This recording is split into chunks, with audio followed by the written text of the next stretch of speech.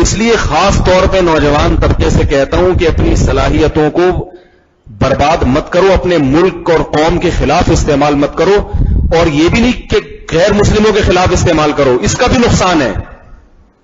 کہیں آپ اچھا اسلامی ملک میں جہاد غلط ہے لیکن امریکہ میں جا کے پھٹنا صحیح ہے، یہ بھی غلط ہے.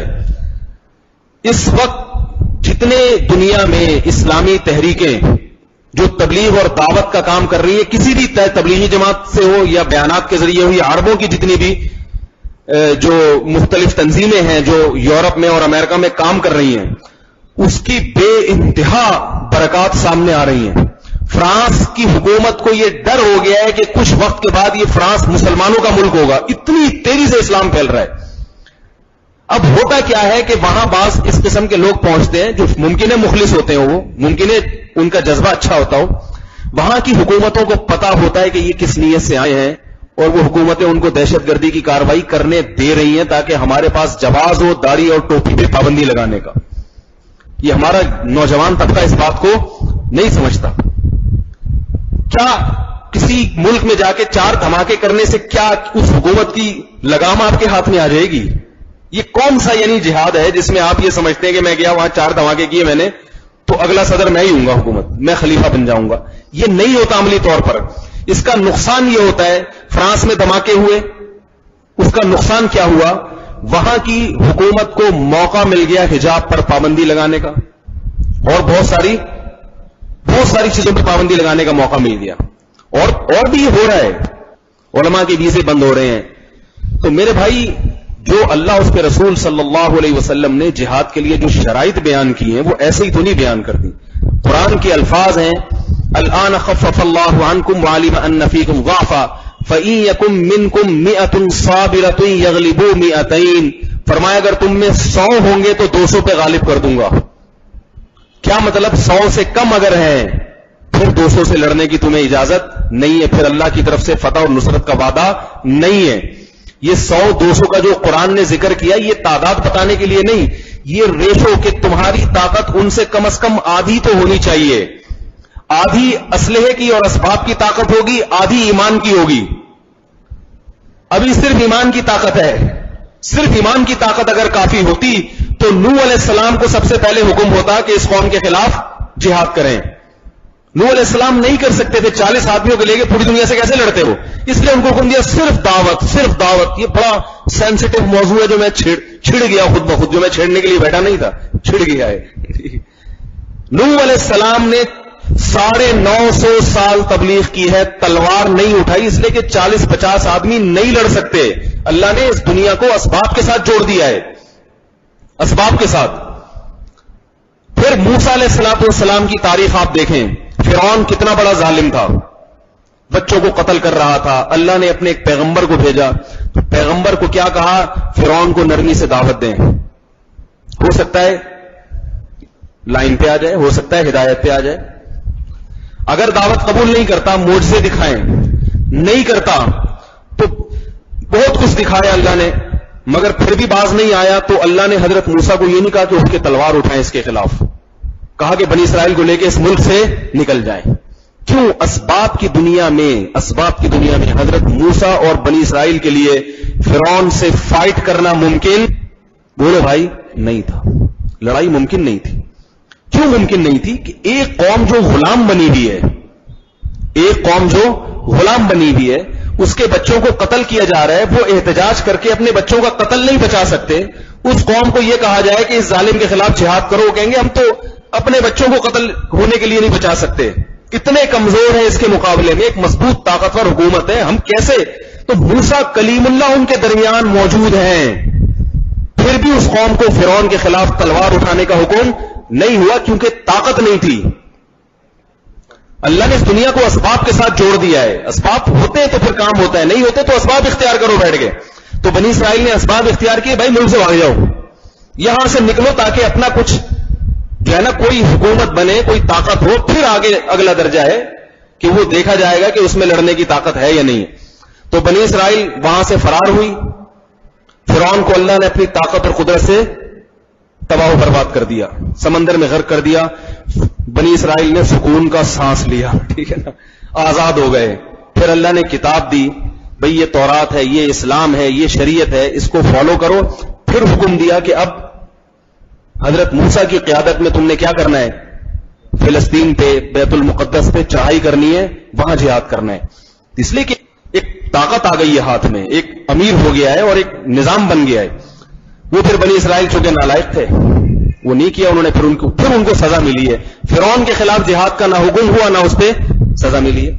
بعض لوگ ہمیں یہ کہتے ہیں کہ اصل میں یہ جو ہے نا مسلمان قوم کو جو علماء کہہ رہے ہیں نا اسلامی ملکوں کے خلاف کھڑے نہ ہو، یہ اصل میں ان کو پتہ نہیں ہے. ہاتھی، ایک صاحب میرے پاس آئے، پرانے وقتوں کی بات ہے، وہ کہنے لگے اصل میں ہاتھی کے پاؤں میں بچپن سے زنجیر پڑی ہوتی ہے، تو وہ جب بڑا ہو جاتا ہے نا تو وہ یہی سمجھتا ہے کہ میں کیا ہوں؟ غلام ہوں. لہذا وہ کچھ بھی نہیں کرتا، وہ سوتا ہی رہتا ہے، وہ اپنے آپ کو کیڑی سمجھتا رہتا ہے. تو وہ مجھے مثال دے رہے تھے کہ ایسے ہی بہت سے دینی طبقے ایسے ہیں جو اٹھیں اگر حکومت کے خلاف جہاد کریں تو کامیاب ہو، لیکن وہ یہ سمجھنے کہ ہمارے پاؤں میں کیا ہے؟ زنجیر. تو یونیورسٹی کا ایک لڑکا ان کو لے کر آیا، وہ ان کے دلائل سے بڑا متاثر تھا. میں نے کہا یہ مثال ہاتھی پہ کے بچے پہ فٹ آتی ہے، پہلے آپ اپنا ہاتھی ہونا ثابت کرو. نہیں یاری میرا خیال ہے بات سمجھ، پہلے آپ یہ ثابت کرو کہ آپ کیا ہو؟ ہاتھی ہو، پھر یہ مثال فٹ آئے گی کہ سویا ہوا ہے کہ جاگ رہا ہے اور بچپن سے اس کی غلط تربیت ہوئی ہے. کون؟ میں نے کہا چوہے کے برابر بھی طاقت اور قوت میں، چوہے کے برابر بھی نہیں ہو، چوہے کے برابر بھی نہیں، کچھ بھی نہیں ہے، باتیں ہیں، صرف باتیں ہیں. تو ان میں بہت سارے بیچارے مخلص لوگ ہیں مگر علم کی کمی کی وجہ سے غلط گائیڈ کیا جا رہا ہے. افغانستان کے جہاد کی حیثیت الگ ہے، وہ دفاعی جہاد ہے، وہاں ایک غیر مسلم طاقت گھس گئی ہے اور یہ پوری دنیا آپ کو اس کا رائٹ دیتی ہے کہ آپ کے ملک میں کوئی ناجائز قبضہ کرے آپ اس کے خلاف لڑ سکتے ہیں. یہی وجہ ہے کہ اس جہاد کو صرف مفتی نہیں مانتے، اس جہاد کو یورپ کے بہت سارے ممالک جہاد مانتے ہیں، بولتے ہیں طالبان کا، افغان طالبان کا رائٹ ہے، یہ بہت سارے لوگ اس کو مانتے ہیں. تو رائٹ ہے، یہ تو قرآن نے بھی دیا، حدیث نے بھی دیا، اور یہ حق تو آپ کو اسلام بھی دیتا ہے اور دنیا بھی دیتی ہے آپ کو یہ حق کہ بھئی اس کو امریکہ کو کس نے یہ جواز دیا کہ وہ ایک ملک پہ جا کے ناجائز قبضہ کر لے؟ اگر وہ سمجھتا ہے ظلم ہو رہا تھا تو اس کا یہ طریقہ تو نہیں ہے نا کہ پورے ملک پہ آپ نے جناب اس کی حکومت الٹ دی. اور یا اگر آپ سمجھتے ہیں کہ میں نے وہاں نئی حکومت قائم کر دی ہے جو افغانوں ہی کی حکومت ہے تو اب نکلو نا، قائم کر دی تو تم یہاں کیا کر رہے ہو؟ تم یہاں بیٹھ کر ساری دنیا کے وسائل ہڑپ کر رہے ہو، یہ ناجائز ہے، اسلام کی روح سے بھی ناجائز، دنیا کی روح سے بھی یہ ناجائز ہے. تو لیکن یہ ہمارے یہاں 3 طبقے پائے جاتے ہیں. اچھا پہلے میں یہ حضرت موسیٰ علیہ السلام والی بات کو کمپلیٹ کر دوں. بہت سے لوگ کہتے ہیں وہ پرانے سیرت تھی، ہم حضرت موسیٰ کی شریعت کے مکلف نہیں، ہم حضرت نوح علیہ السلام کی شریعت کے مکلف نہیں ہیں، یوسف علیہ السلام کی شریعت کے مکلف نہیں. یوسف علیہ السلام غیر مسلم کنٹری میں باقاعدہ وزیر خزانہ بنے، وہ تو کافر تھے وہ لوگ. اور ہمارے ہاں کیا فتویٰ دیا جاتا ہے؟ کسی غیر مسلم ملک میں کوئی عہدہ قبول کر لینا، اس سے بھی آدمی مرتد ہو جاتا ہے، گویا وہ اس کے کفر پہ راضی ہے. وہ راضی نہیں ہے بھائی.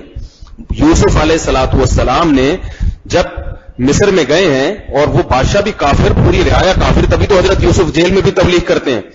تو جہاں وزیر خزانہ بننے کا موقع آیا، جہاں وزیر بننے کا موقع آیا تو حضرت یوسف نے خود پیشکش کی ہے، اجعلنی علی خزائن الارض، مجھے زمین کے خزانوں پر متولی بنا دیں، یعنی وزیر خزانہ بنا دیں. انی حفیظ علیم، میں بہت دیانتداری کے ساتھ کام کرنا جانتا ہوں اور اس فن میں ماہر بھی ہوں. اکاؤنٹنگ کا جو علم ہے یا معیشت کا جو علم ہے حضرت یوسف علیہ السلام کو معجزاتی طور پر ملا تھا، یہ معجزہ تھا، انہوں نے کہیں سے پڑھا نہیں، اللہ نے آپ کو. اس سے یہ بھی پتا چلتا ہے کہ جو آدمی جس کام کا اہل نہ ہو اس کے لیے وہ کام جائز نہیں ہے. حضرت یوسف نے اپنا اہل ہونا ثابت کیا ہے. یہ نہیں کہا میں اللہ کا نبی ہوں لہذا میرے حوالے کر دو، نہ، کہا کہ وزیر خزانہ ہونے کے لیے 2 چیزیں کا ہونا چاہیے، اس میں ایک علم بھی ہے کہ اس فن کو جانتا ہو، تو میں اس فن کو جانتا ہوں. پھر ہم اپنے نبی صلی اللہ علیہ وسلم کی سیرت دیکھتے ہیں تو 13 سال نبی صلی اللہ علیہ وسلم نے مکہ میں جہاد نہیں کیا. بعض لوگ تو یہ کہتے ہیں ایمان نہیں بنا تھا صحابہ کا، یہ بات غلط ہے، 100% مشاہدے کے خلاف ہے. جو صحابی جس دن ایمان لاتا تھا اس کا ایمان وہ ایمان کے ایسے درجے پر پہنچ جاتا تھا کہ قیامت تک کوئی انسان ایمان کے اس مقام تک نہیں پہنچ سکتا.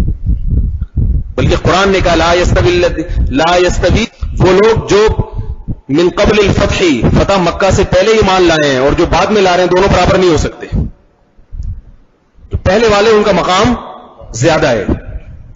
تو فتح مکہ سے پہلے 13 سال یعنی مدینہ ہجرت سے پہلے جو آپ صلی اللہ علیہ وسلم 13 سال تک صرف دعوت دعوت دعوت. اس کی وجہ بھی یہ تھی کہ لڑنے کی طاقت نہیں تھی. حضرت بلال کو گرم ریتوں پہ لٹایا جا رہا ہے، وہ پتھر نہیں ہٹا سکتے اپنے سینے سے. اتنے طاقتور لوگوں کے سامنے اللہ نے پھر ماحول پیدا کیا، اسباب پیدا کیا، کیونکہ اللہ اس دین کو بچانا چاہتے ہیں. اللہ نے اسباب پیدا کیے کہ مدینہ والے ان کے دلوں کو نرم کر دیا اور وہ خود بخود آپ صلی اللہ علیہ وسلم کی دعوت پر ایمان لے آئے.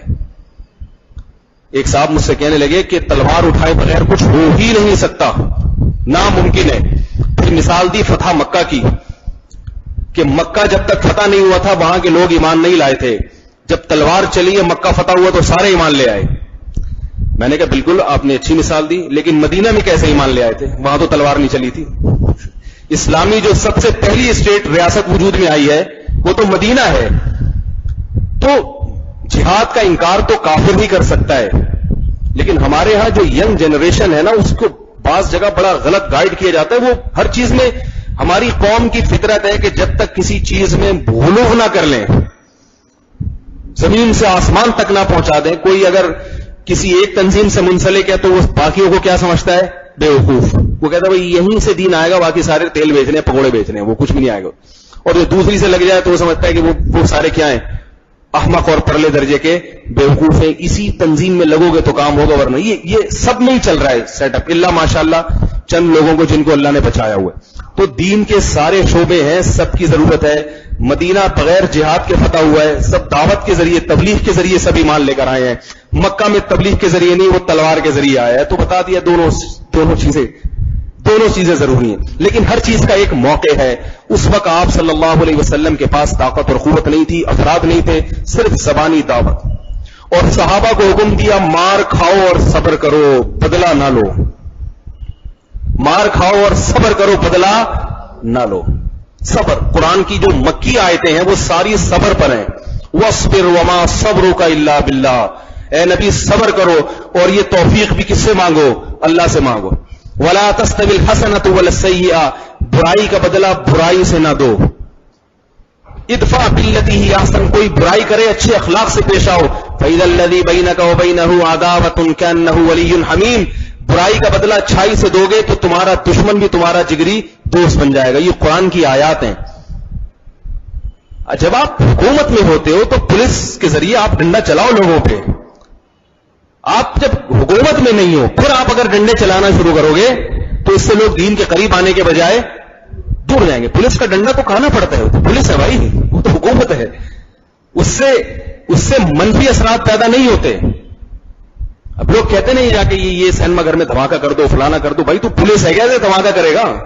کتنے سینما گھر بند ہو جائیں گے؟ اس سے بند نہیں ہوں گے، ان کی سیکیورٹی سخت ہو جائے گی. تو یہ اس قسم کے لوگ یونیورسٹیوں میں بھی ہیں جو اس قسم کی ذہن سازی کرتے ہیں. مگر ممکن ہے وہ بیچارے مفلس ہوں. میں کسی کے اخلاص پر ڈاکہ نہیں ڈال رہا، یہ بھی ممکن ہے ایجنٹ ہو، ہمیں اس سے بحث نہیں ہے. لیکن اگر مفلس بھی ہیں تو اخلاص سے اس امت مسلمہ کا بیڑا غرق ہو رہا ہے، فائدہ بولو بھائی نہیں ہو رہا، بیڑا غرق ہو رہا ہے. جس دن مسلمان ملکوں کی ایسی کی تیسی ہو گئی تو یاد رکھو یہ کوئی اس سے نئی خلافتیں نہیں قائم ہو جائیں گی. بار بار علماء اس کی مثال دیتے ہیں کہ اس وقت جتنے رہے سے لنگڑے لولے اسلامی ملک کی کیوں نہیں ہے. ٹھیک ہے نا، جیسی لنگڑی لولی اسلامی حکومتیں نام لے لیتی ہیں، بس آئین میں لکھا ہوا ہے، باقی کچھ بھی نہیں ہے. لیکن اگر ان حکومتوں کو کچھ ہو گیا تو مثال اس درخت کی ہے کہ پھل آپ کاٹ رہے ہو، نیچے ٹوکرا کوئی اور رکھ کے بیٹھا ہوا ہے. جو رہا سہا اسلام ہے وہ بھی ختم ہو جائے گا.